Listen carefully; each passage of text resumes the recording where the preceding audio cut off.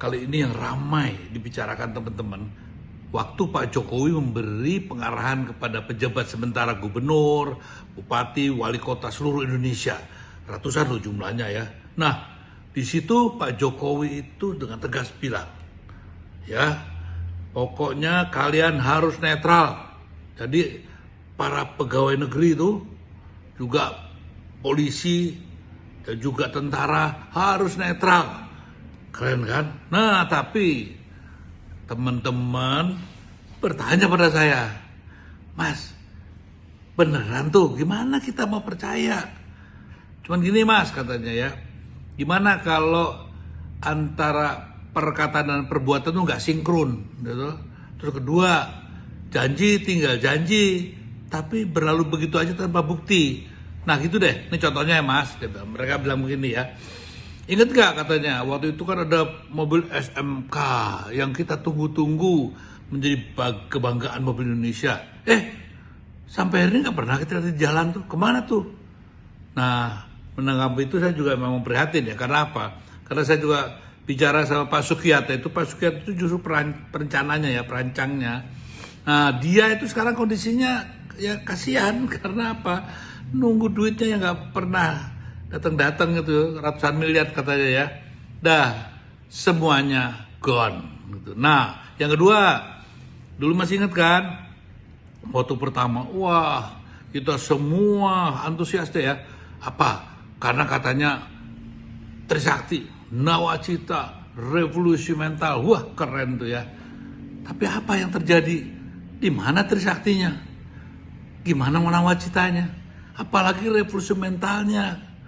Nah, sekarang ini justru bangunan yang terkuat di penyelenggaraan negara adalah bangunan korupsi. Makanya seperti Lord Acton bilang ya, power tend to corrupt, and absolute power corrupt absolutely. Jadi kekuasaan itu memang tendensinya ada korupsi ya, tendensinya berkorupsi gitu ya. Tapi absolut, kekuasaannya absolut, itu korupsinya juga absolut. Nah, yang terjadi sekarang karena begitulah ya.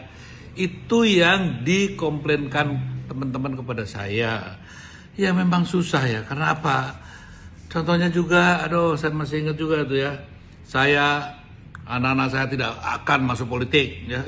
Gak taunya anak-anaknya bukan nambahkan bahan mantunya juga jadi wali kota. Gibran wali kota.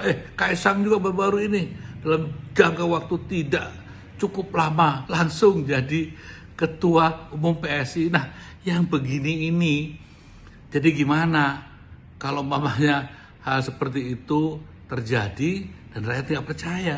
Nah, yang terakhir ini ya mengenai apa ini, paman ya, sama anaknya. Bagaimana sang paman pasang badan ya supaya Gibran bisa jadi cawapres, ditabrak konstitusi, ketok palu, pokoknya jadi. Nah, hal seperti itu juga waktu ditanyakan Pak Jokowi seolah-olah tidak tahu ya. Nah, itu kan Gibran sudah besar. Aduh, gimana ya? Saya juga bingung. Karena apa? Rakyat kan nggak bodoh. Masa sih? Nah, makanya pertanyaannya kemudian, loh, netral nih Pak Jokowi atau malah sentral? Nah, karena sejak dia cawe-cawe itu sampai family name-nya Pak Jokowi diganti. Jokowi cawe-cawe kan, itu kan aduh, kan enggak enak presiden saya kita dilecehkan seperti itu. Nah, kalau nanti publik sudah tidak percaya, mau gimana ini semua? Yang terancam adalah krisis kepimpinan nasional. Nah, makanya gini deh, untuk tahu ya jagat moral itu seperti apa. Nah, kita dengarkan dulu nih ya pidato dari Perdana Menteri Singapura.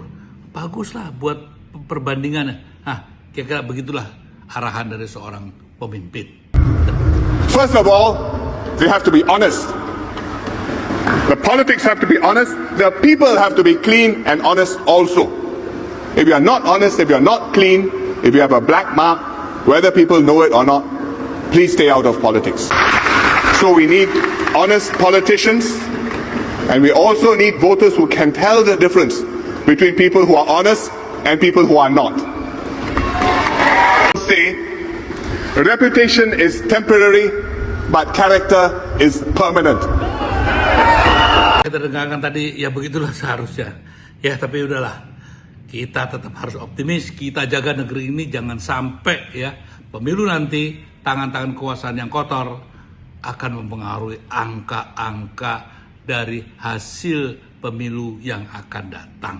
Kita civil society ya guru besar, dosen, para akademisi, para profesional ya, buruh, tani, nelayan dan pekerja, juga mahasiswa, ayo kita sama-sama kita awasi jalannya pemilu agar tangan-tangan kekuasaan tidak merusak bangunan demokrasi yang sudah kita perjuangkan selama ini.